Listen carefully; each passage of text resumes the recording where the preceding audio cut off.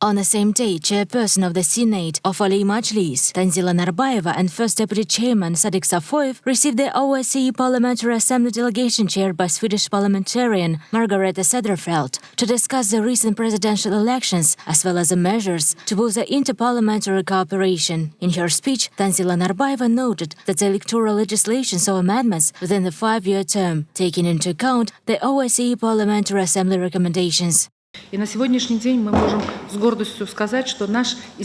today we can proudly say that our electoral code, which served as a basis for the elections, fully complies with international standards. It is worth noting that despite the pandemic, the presidential elections saw above 1,000 international observers representing international organizations and countries of our partners. Some 64,000 local observers have also participated. Tanzila Narbayeva said, adding that all further OSCE recommendations will be taken into account. And first I would like to congratulate you, Madam, for that we enjoy the company of the Uzbek delegation to OSCE Parliamentary Assembly. We are very grateful for their participation because we have the possibility to exchange views as parliamentarians and learn from each other.